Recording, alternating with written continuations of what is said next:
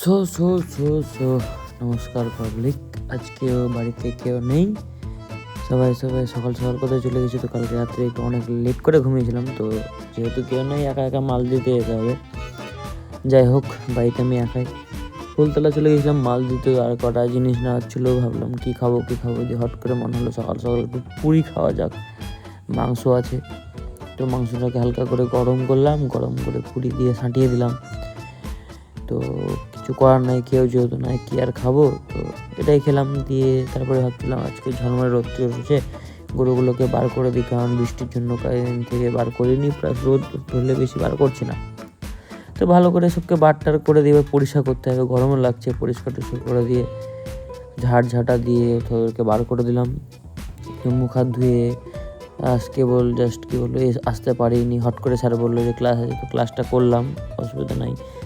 দিয়ে গহমা কাটতে লেগেছিলাম, যেহেতু পরে করবো, স্নান করার আগে করিনি।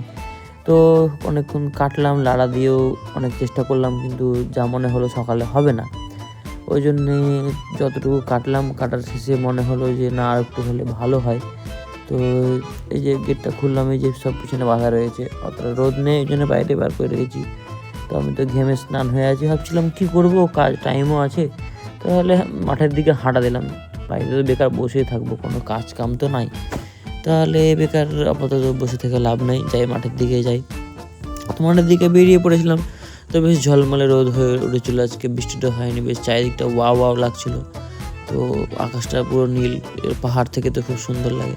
তো হয়ে গেল এক বোঝা কাটা আমার আপাতত এতে হয়ে যাবে 2 দিন, যেহেতু গরু অল্প রয়েছে। তো আবার এসে মেশিনে কাটতে লেগেছিলাম, কারণ কাছাকাছ করে কেটে দিলাম 2 দিন, আশা করি আজকাল হয়ে যাবে।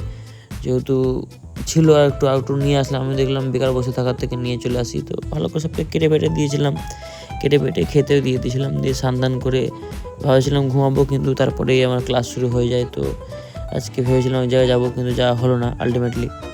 তো ক্লাস হওয়ার পরে একটা দিদির বাড়িতে একটু খাওয়া দাওয়া ছিল, তো একটা দিদি এসেছিল, তার সঙ্গে গল্প করছিলাম। দিয়ে তারপরে খেয়ে দিয়ে আমরা রাত্রেবেলা একটু জিয়াগঞ্জে ঘুরে বেড়াচ্ছিলাম, এই যে লালিদি। তা করতে করতে আমি আর এই যে দিদি খুব হালকা করে গল্প আড্ডা মজা করলাম। তারপরে বাড়ি আস্তে আস্তে অনেক লেট হয়ে গেছিলাম, আবার চলে এসেছিলো মা বাড়ি থেকে। তো ঘর আগোছালো হয়ে যাচ্ছে, আবার সকালে গুছাবো। তো আজকে মতো টাটা, বাই বাই।